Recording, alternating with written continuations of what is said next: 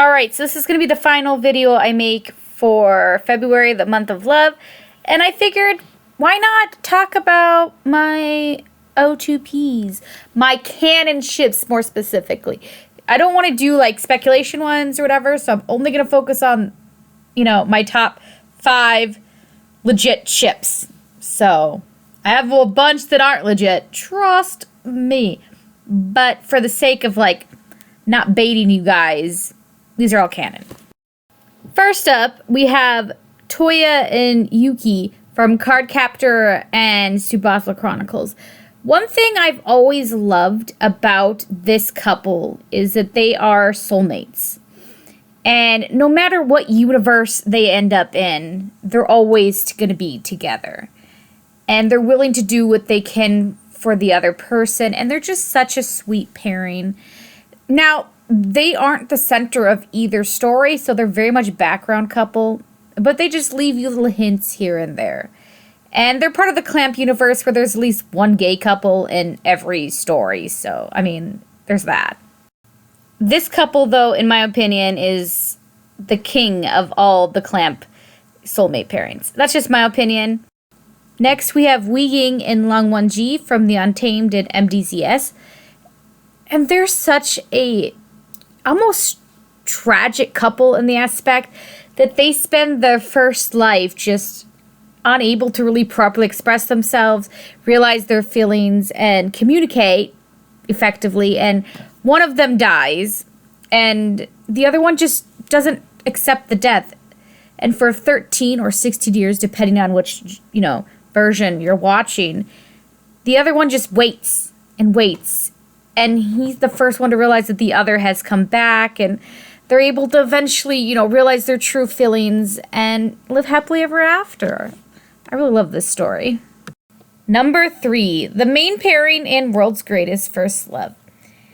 Ritsu thinks that, Takano was just using him and for his amusement back when they first tentatively started dating back in, I think high school, because after they finally, had sex, he laughed, and he was just indignant at this, okay, obviously I'm a big joke to you, and he just leaves him and everything else, and they reunite 10 years later in the workplace, and they're just kind of trying to figure each other out, and Takano hasn't ever really got over him, and is I'm gonna make you re-fall in love with me.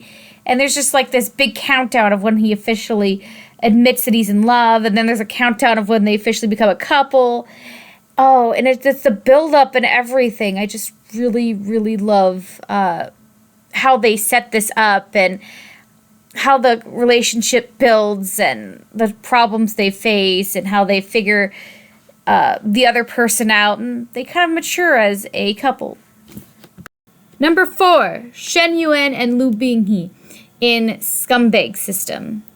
I find this couple to be hilarious because in its originality, it was supposed to be Binghee being this stallion protagonist with over 200 or more harem females just lusting after him. But because of what happens with Yuan and him dying and being reborn as the villain of the story, he accidentally changes so many events and makes Binghee fall in love with him. But he doesn't know, because there's a miscommunication.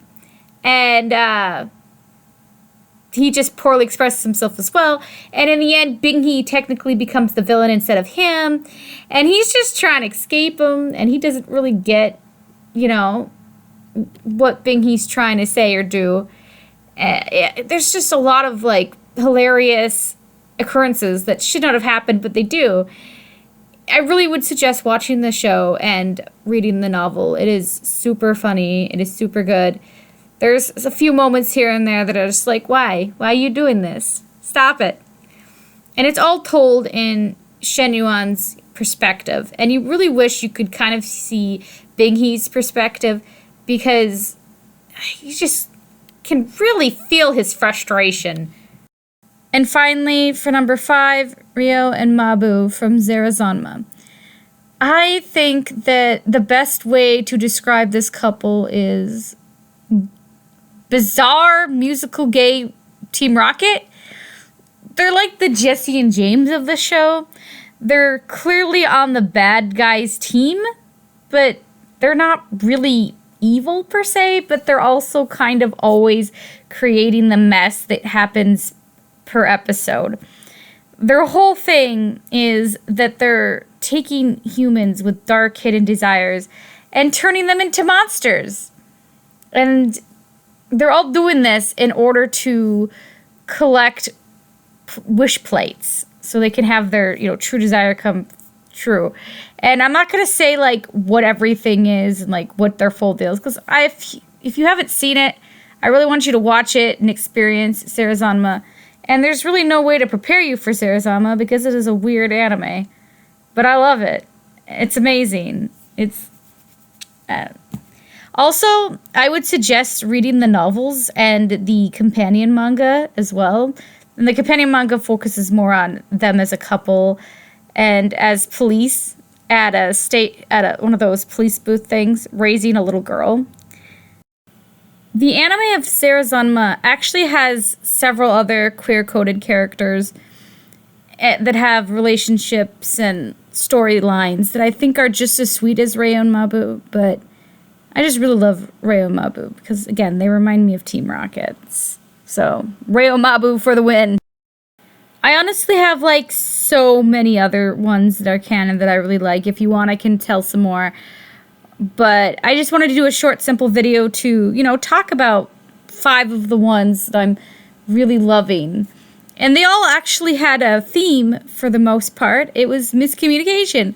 All 5 of them had to do with miscommunications, the core of the relationship, which is hilarious and unintended, but it's what it is. So, yeah, let me know. What do you guys like? What are your favorite canon ships? Let me know down below. Bye!